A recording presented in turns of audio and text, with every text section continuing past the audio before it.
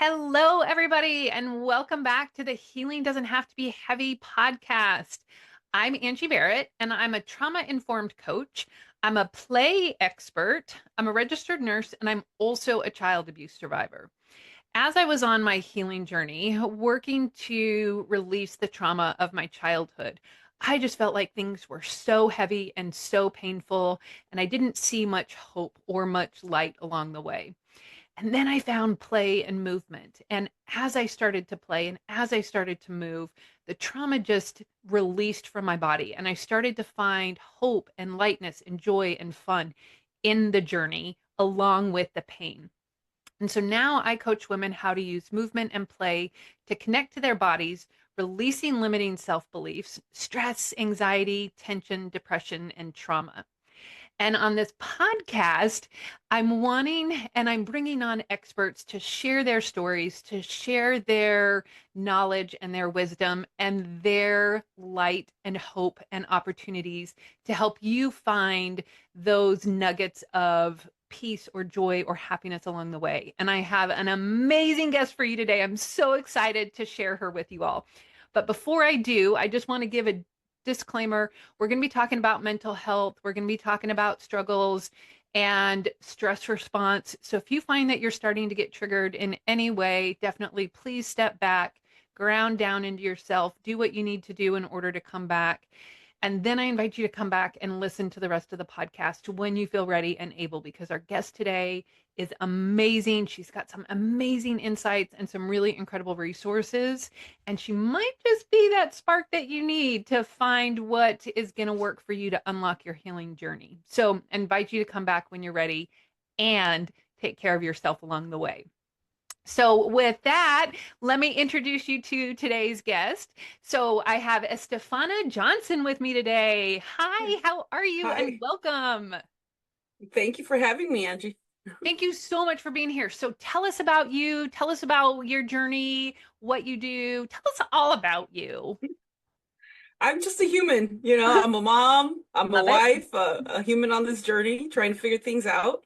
I work in mental health, and I think being, first generation Mexican American had its own challenges. I had a lot of adversity growing up. But if you had asked me what I was going to be when I grew up, I never would have said therapist. So it's been an interesting journey into what got me here. But I think because of that, as I got into the field and I learned that I really just was passionate about working with kids at first and helping people who had been through adversity. I think just feeling misunderstood and a misfit. Mm. My entire childhood is really what elicits that passion, that compassion for others who are in those situations. And that just goes well for trauma therapy. Doing this work I think, is something that you need in order to not get burnt out, something that drives you within, that makes you look at things differently. And so, I started out working with kids, at-risk youth, and residential. After a few years, I realized, I got my master's and became a therapist, and I was really looking for other tools that to better understand why what we were being taught that should work Hmm. didn't seem to always work with the type of kids that I worked with, which they were adjudicated of offenses. They were often in DCS custody, often had already been removed from their parents. And it just seemed like some of the tools that we got, some of the evidence-based things that we were supposed to do didn't quite match what was happening with these kids. And so that kind of threw me on this journey to better understand how these experiences, especially with trauma, impact individuals on their journey, on their identity, their sense of self, and how they interact with the world and how they respond to things. And here I am, still, exploring and still discovering. And, it's been quite a journey. That's amazing. So, really quickly, for anybody that's listening that maybe doesn't know what adjudicated means, it means convicted of, correct? Yeah. Yeah. Kids are adjudicated, adults are convicted. So they're found guilty of crimes, significant crimes where they go to jail. So most of the kids pretty much all the kids that I treated were on probation or had spent time in jail or were looking at long sentences if they did not complete like court ordered treatment. And it was a locked facility. So they were not out in the community. They had to be in a locked facility. So pretty high risk kids. And as we were talking earlier, generally kids who are adjudicated of serious crimes at that age have had some sort of significant trauma and have been taught those behaviors because generally, without having some sort of underlying trauma, children don't oftentimes get into such violent crimes. I'm assuming, correct? That's my understanding. Yeah, I think, especially the population that I worked with who tend to have sexual behavior problems, there was this misnomer that, oh, they must have been victimized themselves. Like 32% had been victimized. The majority, the one common factor was neglect. Yeah. And neglect is a lack of connection. To me, I think that's the most complex trauma because that is what causes trauma. You can Mhm. go through an adverse event, but if you feel alone, isolated, abandoned, that's when it really causes some damage. It's not the event itself, but your experience of it. And so it doesn't surprise me that when they are neglected, there's no adults that are connected to them. They're not connected to themselves. They don't feel safe. And then you add anything that they go through in life, it's going to be overwhelming. They're going to look for alleviation, come across ideas, and bingo, there's your recipe. I'm not going to lie, I think it's also the same for adults. We may not act out necessarily in violent ways, Mm-hmm. and I think that that is a common trauma response. I did that for years with numbing out, with food or controlling food or Yes. watching TV. So we all have those ways that we find to express that trauma when we don't have that connection. Well, what's interesting? I was very grateful to have started my career working with kids because after 15 years of that, when I finally made the jump over, I don't work with kids anymore. I work with the adults because I find if I can help the parents, it's going to make more impact than Mhm. just trying to treat the kid and then the parent holds the same environment, right? And so when I started working with adults, I'm like, they're just untreated kids, just, Absolutely. Yeah. yeah, doing the same thing, but now you're 50, just a little older, like, yeah. And you have a little more kind of almost wide reaching impact because you're impacting the people that you work with, your kids, your other Yes, family yeah. members. So, yeah. And a little bit crustier around the habits, Yes. a little harder to like change them than whenever you're younger, more rigid. Yeah. Oh, yes, 100% harder to change. So, Yeah. okay, so you do CMI, which is critical memory integration. Tell us what that is. Tell us about that and how that evolved. Absolutely. I think I could start from the beginning because it Yeah. was, I felt like there was always something missing. There's so many amazing modalities out there, approaches that therapists use to help people. One thing about our field is we're very big on research. And if just to simplify the way research works, is you find this thing that works, right? You do A, B, C, and it seems to work. Now, to put it into research, you have to pick like a very specific population that you're going to do this with, right? So we're doing some psychedelic studies at the organization that I work for right now. And for the screenings, there's like 6 screenings that people have to go through. So you could have 15 people apply and only one gets through into the research study, Mhm. right? So yes, though that one out of 15 or 10 or however much it is that got into the study, it proves this thing works, right? There's some like, and it doesn't mean 100%, as long as there's improvement, and that's great. We have to have some way of measuring it. The problem is now you give me this thing that worked with this specific population that didn't have the complexities that these other 14 people had. And I miss the fact that when I use it with this one over here, it actually is going to be the opposite, right? Mhm. So think about like a medication. Yes, like bananas are great for you, but if you're allergic, no, they can kill you. It's Yeah. everybody's different. And so when we in our field, if we stick to this, that's when we have the chance of doing more harm. We need to be informed by this, but recognize when these things might not be what the client needs, Mhm. right? So as a therapist, here's one evidence-based thing, and I'm like, well, that didn't work with these ones, so now I got to go train in this, and it's thousands of dollars to get, certified in multiple modalities, but also there was like nothing that would tell me that would help me better understand why is it that this works? What are the things that I can look for that lets me know this person needs that one, but this individual needs to start over here? It was Mhm. like I was looking for a pattern that would kind of help me better. understand and be more efficient or maybe tuned into the client to know what they need. And so like when I first was in the field, I was learning one approach with kids that was like trauma-focused CBT, which is a cognitive approach, right? They talk about things and they share their story and they have to write it out. Well, I had a couple kids that did great with it, but then I had a couple that did not because they had horrific, horrific stuff. So when we start, I see this poor kid, his blood pressure would shoot up to like, you know, ridiculous amount. Heart rate is like at 150, 165. I'm like, this kid's gonna have a heart attack at 12. Like, this is not okay. But that was what I was told that you had to do. Mhm. So that was kind of what that desperation of like, it just feels like humanly wrong, right? As a human to human, it Mhm. feels wrong. And that I think was a huge catalyst that, threw me into this searching for something different, a different approach or a better way of understanding. And then I found a modality that uses like eye movements, targets images, and it was fantastic. I fell in love because I saw amazing transformations, but even that had its limitations over time. And when I would ask questions, it was back, well, you got to do it this way or else it's not going to work. It has to be this way. It didn't match, right? The experience. And again, I'm like, here we are. Our fidelity is focused on an intervention and not the individual.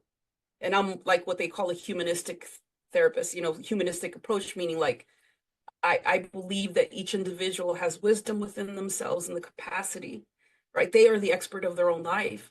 And Mhm. that's what I wanted to promote. And so, luckily I had this opportunity to join other like-minded individuals, other clinicians who were seeing the same thing. And we took everything that we had learned through the different modalities that we'd been trained in, all of them effective with, certain things, and wanted to kind of find the pattern of what is the mode, like what is it about this that makes it effective? What is the theory behind these things? And how does that connect with what science tells us about emotions, about memory, about how people develop a sense of self, and kind of overlay it, right? And um, then how do we take all of that and turn it into an approach that helps the clinician better connect with the client, that helps the client better understand themselves and work through whatever experiences they had in the way their body wants to heal, rather than try to force what we think they need, right? Yeah. Because your body will tell you what you need. Your body needed play. Your body needed freedom. Yes. It's like, I have plenty of rigid, hard experiences. I need to know how to have joy. Yes. I need new, and that's how our brain processes. It has a library of experiences that it pulls from. And if all your books are misery and pain, that's all it can pull from, right? You need to create new ones, new experiences.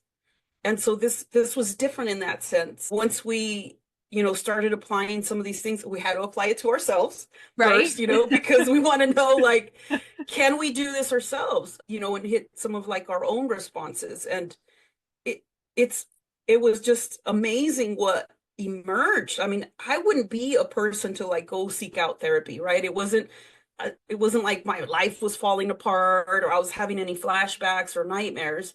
And yet I discovered so many things that I didn't know I carried, that I had experienced, that were driving behaviors, things, loops that I was getting stuck in that I never would have consciously connected to these earlier experiences.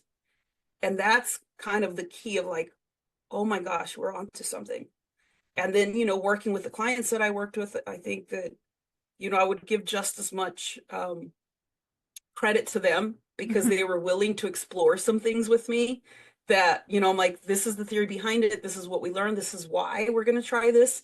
And they were willing, in this relationship to do that. And that's when I started seeing amazing, amazing transformations. And, CMI emerged, with our team. We had a development team. It's been refined, and now we're training other clinicians in it. But I'm telling you, that's kind of what has now become my passion, Mhm. of showing people you are more powerful than you think you are. The answers really are within yourself. You got to learn to trust yourself. Because let me tell you the worst part about trauma. There's horrific things that happen to people all the time, and people get past those horrific things. But the tragedy, the biggest tragedy, is when the person doesn't learn to trust themselves.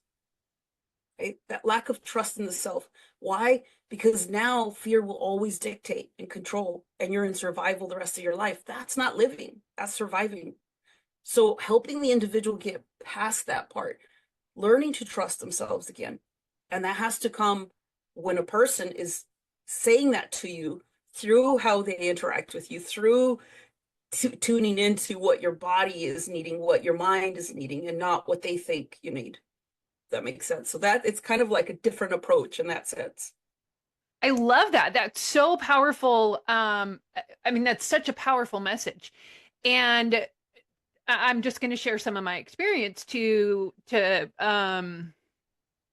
accentuate, highlight, agree with Yeah. what you were saying is when I first started on my healing journey, I tried CBT. That was what the psychiatrist and the therapist that I was working with told me it was going to work, and it made me want to peel my skin off.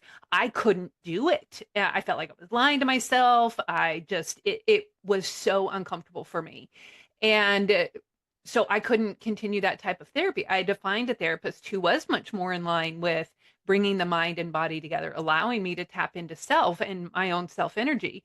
And like you said, we do know internally what our body needs. We may have a whole lot of voices inside our head telling us we don't, or things, gaslighting us. We may be gaslighting ourselves. We may be, fear based, all of that you were talking about. And when we can quiet all that stuff down and tap into that sense of self and what our body wants, mine did not want CBT. Mine wanted play, like you were talking about. I Yes. needed to have that freedom and that fun because my childhood was so rigid and so structured and so not a childhood that Yes. it Yes. was too much. And so I want to talk a little bit more about when people don't have that sense of internal safety, that internal connection to self. How do you help them find that? Because that was one of the things I struggled with more than anything else, was trusting myself, Yeah. finding connection to self. How do you work with people to start to do that? Because that sounds like it's an incredibly powerful shift that you notice in your clients when you're working with them. Yes. Well, and if you look at how humans develop, Mhm. right? When we're born, that's from birth to like age 1 or 2, that's when we start establishing this idea, this belief about whether the world is safe or not.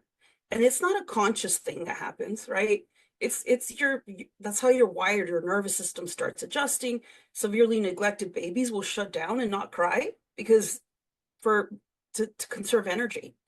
These are experiences that lead to this development of these beliefs. That's why you're not going to just out talk it. You're not going to out compete it with trying to think differently because it's wired in your nervous system, in your body, as part of like somatic memory, right? Mhm. In your body.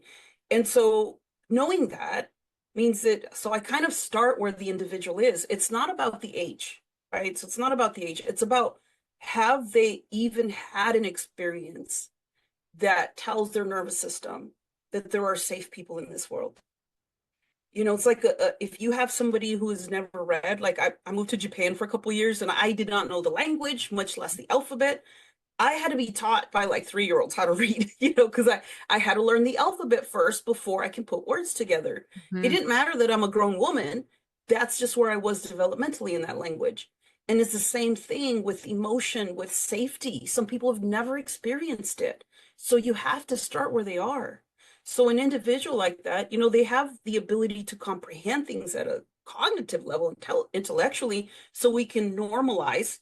Yeah, if your nervous system has never experienced that, it makes sense that it's hard for you to talk your way into that.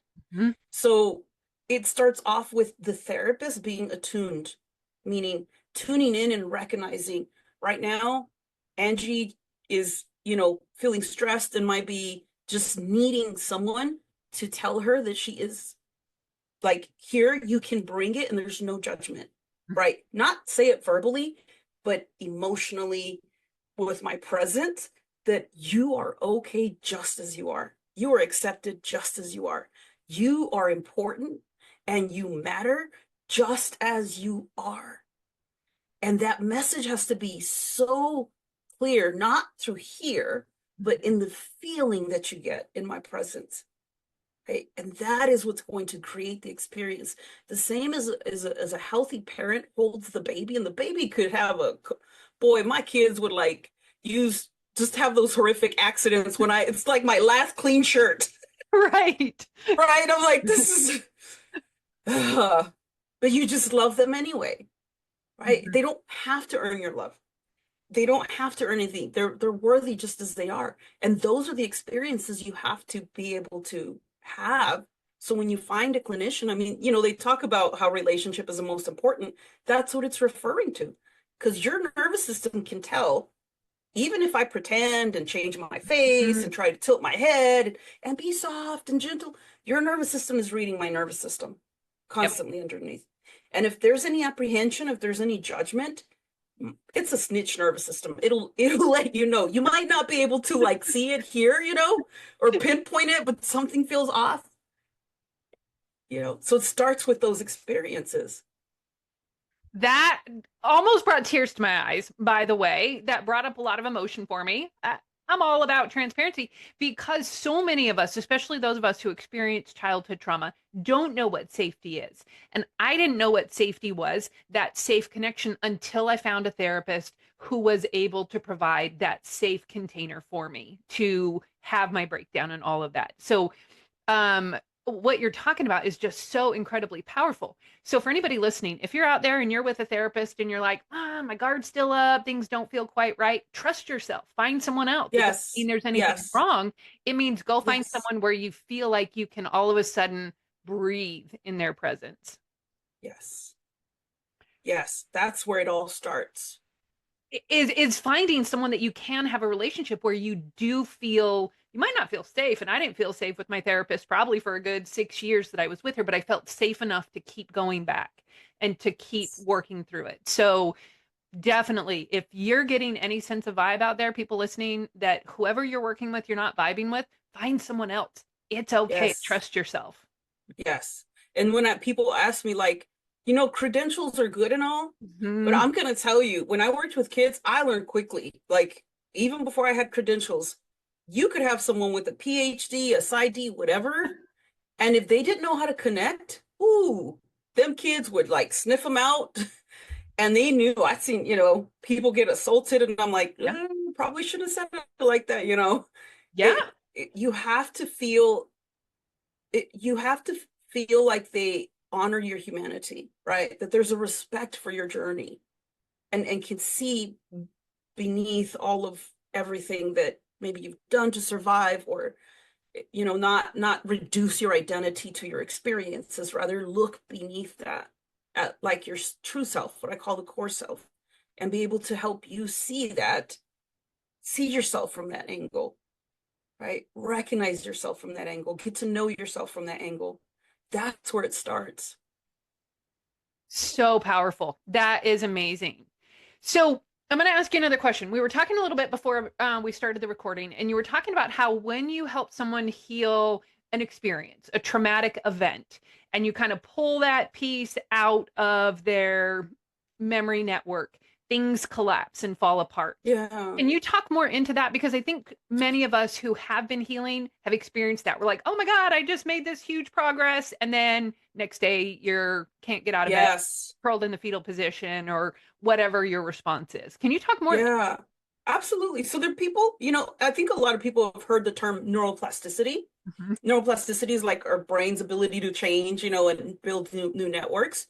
But there's also the concept of neurorigidity, right? There has to be some kind of structure that holds us together, that gives us a sense of self, a sense of identity, because we need a reference point for how to be in the world, right? What to expect and what things mean. If that collapses, you can't exist without, like, you need some sense of identity, right? So our brain really connects, the memories are really stored in like little networks, Mhm. but for the sake of like simplicity, let's call them books, like stories, right? Because they contain everything in that. And we all have a library of experiences. That library contains everything that we've experienced even before we can remember things. And our brain has to, whenever we go through something, it uses that as the reference point to understand what's happening right now. So if I'm like, when I lived in Japan, my mom, she's Mexican as heck, man. Like, so if she asked me, like, what'd you make for dinner? And I'm like, okonomiyaki. And her little Mexican mind was like, does it have frijoles? You know, does it have a jalapeno? I'm like, no, mom, like, there's no frijoles, there's no jalapeno here. I'm in Japan. Like, she couldn't comprehend because she's never experienced that type of food. And she's really struggling to try to fit it into her understanding, right? That's Mhm. normal. That's how brains work. And so if you don't have, you can academically, intellectually grasp information.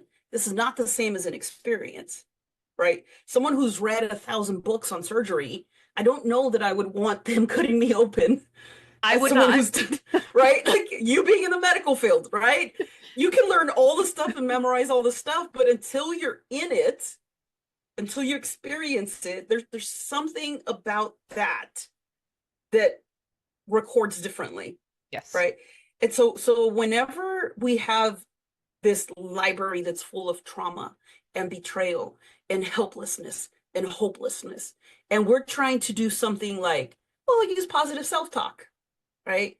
Your body's like bull crap. Like that's it's not Hell going to take no. it, Yes. right? If you have something there that it can use as a reference point, like, oh, okay, I can see that, then it's going to be different.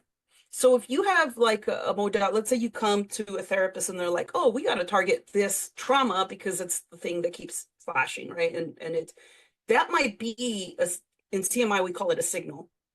And this signal, yes, maybe it was like a car accident, maybe it was something, that was distressing, but a lot of times it's not just about that. It's Mhm. something underneath that's connected to something else. Because that's how our networks are, right? Like it's the books are all in like all of those files of memory traces are like organized into categories and you never know what's connected to what. Mhm. But usually with complex trauma or like childhood adversity, everything's connected to helplessness, something like that. So if you come in and you're like, let's say I'm your therapist and I have an agenda and I'm like, oh, this is the problem, that's what we're going to target. Now, with the modality that I used before, yeah, sometimes that would help like desensitize, right? And now they don't have the flashback. There are some powerful modalities that can help with that. But you also have the other ones where it doesn't feel right inside and you can't articulate it, but it just feels forced. Right? And that might be something that's holding up all this other stuff about what you believe about yourself. And in that case, it's like you're pulling a bottom Jenga piece. You ever play the game Jenga that has all these blocks on top and you pull the bottom one and the whole thing collapses. And so what I would see sometimes with, using like the approach that I used to use is we target the thing that we thought was the problem. And it seemed to be better at the end of that session. But then the next day, it was this unexplainable anxiety or this other memory emerged Mhm. and came up that they weren't ready to confront, and there was so that's when I started questioning. I'm like, okay, there's a lot of evidence to this, but there's something else going on with people. And so like with CMI, what we're doing is helping therapists understand how to recognize like what the individual's capacity is for.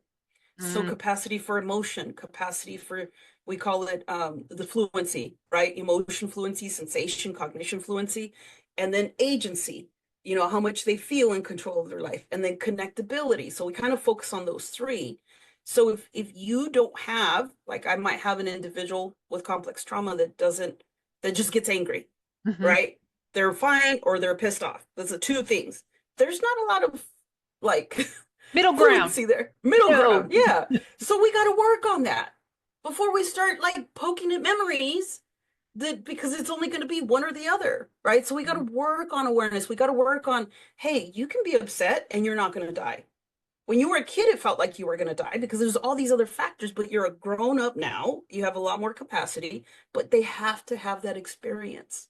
We have to update those networks, update that library so that we can build new policies and procedures, for the nervous system as to how to respond to these things and then work up from there. That is so powerful. So I'm going to extrapolate a message to share with the listeners. if you're going along and you feel like you've made progress and then all of a sudden you digress, that doesn't mean you've digressed. That means that you've tapped into part of your nervous system that you might not be ready to have tapped into yet, or you've healed one thing on your memory chain and now you're tapping into something else, and that's normal. And so Yes. taking some of the fear out of, oh my God, something's wrong, I've done something wrong, I just broke myself. Okay, that was my word in my head every time that happened to me. Yeah. um it's normal. It's a part of the healing process. And by normalizing it, that tends to take some of the fear, the heaviness, the weight of it away. And now we have this amazing therapist telling us, oh my gosh, there are other ways that you can work into that. And if it happens, we have ways to help you navigate that. Yes. And I think, to build on that is be your own advocate. Yes. A good trauma-informed therapist is going to recognize you as the expert of your life. They're going to acknowledge your expertise and they're going to work with you. They're going to support you. They're not going to dictate and tell you, no, you have to do it this way because this is what this says. They're going to stay curious with you. And that's how we get answers, is by staying curious, not making assumptions. Because the way you're like you said, you needed play, right? Mhm. Somebody else might need to talk about it. Someone else talking about it is going to make it worse and reinforce the story, Yeah. right? So there's no right way to do it. It's individual way to do it, right? That's the piece that's so important. I love that. So powerful and so important to learn to trust yourself. And whether you experience complex trauma as a child or even trauma as an adult, car accidents, medical trauma, I see that a lot. By the way, I'm a nurse and you don't want me operating on you, even though I've been in the surgery room 100 times. That's where the Yeah. experience comes in. Um, well, I Yeah. sidetracked even myself. Um, yeah, The trusting yourself, oh, yeah, getting thank to know you. yourself and trusting yourself, right? Because Yes. that's what I teach, yeah. And then I tell people, like, it's at the beginning, we're a team, but I don't even know where it's going, right? I know that you're powerful enough to get there, though. 100% believe in you, because it's part of what being human is. We are resilient, but we all have different keys to that. And so it's my job to stay out of the way by staying curious and by helping you, right? And guiding, just kind of like being a compass. Hey, try that, maybe over here. No, well, okay, let's go this Okay. way. Let's go this way. It's like we're navigating and we're finding the way, but also holding that space to saying, yeah, this is a natural part of the process.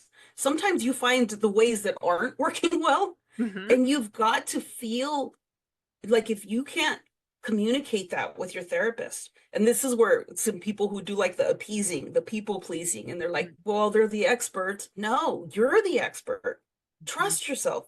If something feels off, let them know something feels off. And if they're, trauma-informed therapist is going to believe you, they're going to be curious with you.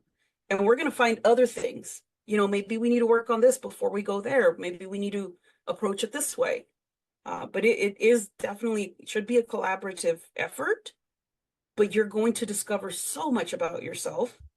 And, the beautiful thing, when I started using CMI with I get a lot of complex trauma, a lot of like pretty heavy, people who come and see me. And I remember a gentleman that said, number one, when he came in and said, I think I'm starting to like myself. And I thought, oh my God, that was so powerful, because he had so much shame before. And the last day, when we finally like closed out and moved on, he got his dream job, all these, like, he just started having really a lot more control over his life, right? He said, what's weird? He said, I actually welcome flashbacks now. Mm. And I about fell out my chair. I'm like, can you repeat what you just said? Right. I think I know what you said, but what do you mean by that? And he said, well, because before, when he had a flashback, he had no agency, no control. It like siphoned him into that time and place, right? And it was terrifying. And he felt like it's like getting swept away by a flood. I And describe it as a now, riptide. You get pulled out in a riptide. yes, Hmm. yes, a riptide. And now he felt himself strong enough, clear enough, integrated enough, right? Where he had made sense of a lot of things, made connections, connected with himself, was loving himself, that this thing that came up was uncomfortable and it was ugly, but it didn't like it wasn't a riptide, Yeah. right? He could be curious about it, and he didn't need me no more after that. Mhm. So it's like you can explore things and don't have to be overcome by them. And that to me is powerful because now he's in a state where he can observe patterns, he can get curious, and if he finds something, he's like, "Oh, let me connect to that. Let me clear that up." And he just gains more wisdom, more understanding about how he interacts, about, why certain things feel a certain way, or he just gains more clarity. And that's the piece to me. Healing is about knowing yourself to such a level that you feel like you know what your response would be, that you feel in control of your response. That's when we're able to kind of create our own reality, our own life. That's living. I absolutely. And I love that because when I started on my journey, I thought healing was an endpoint. I was going to be healed. I was never going to have problems again. I was going to be great. And you gave such a beautiful example that it's not. It's actually healing is being able to navigate those ups and Yeah. downs and those pull out and the riptides and all of Yes. that with greater ease because you know who you are. You have that sense of self.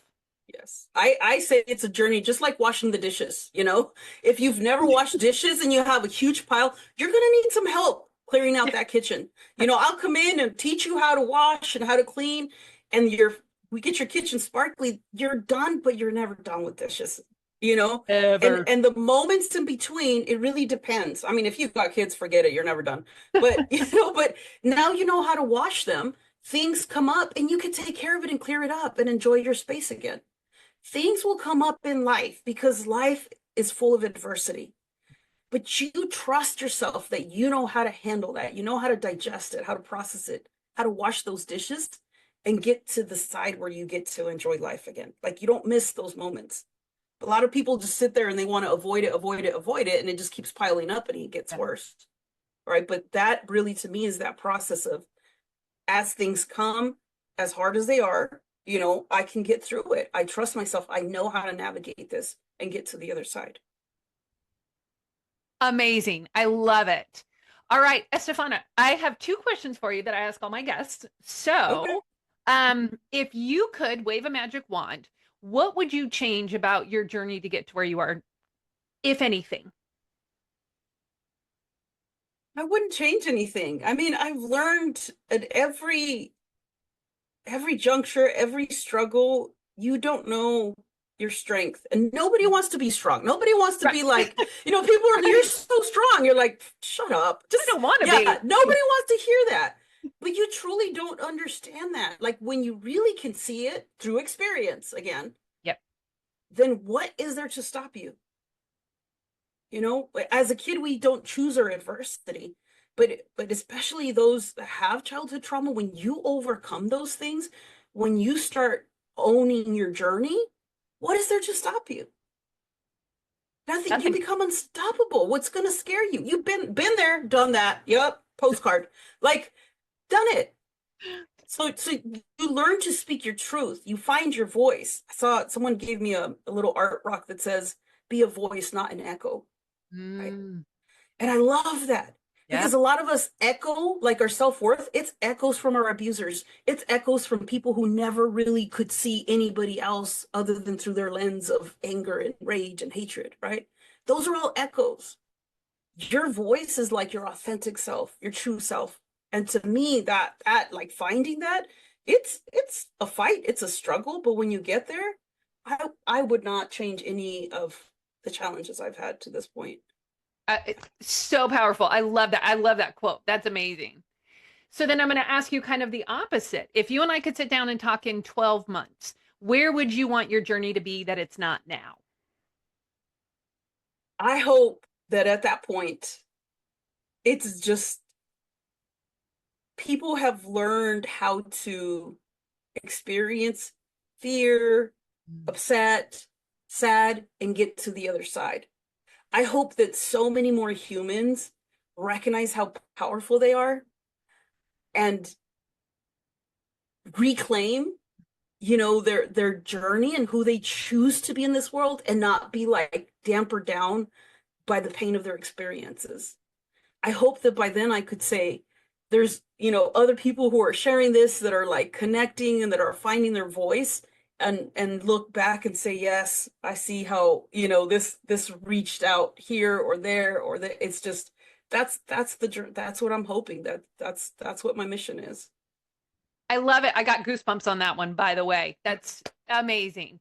So if people want to get in touch with you, what's the best way to get in touch with you? How do you work with people? All of that kind of stuff. Tell everybody Um, how to get in touch with in you. terms of yeah, in terms of therapy, I practice at Lighthouse Psychiatry in Gilbert, Arizona. But if there are workshops that we have created for individuals that can kind of teach some of those concepts.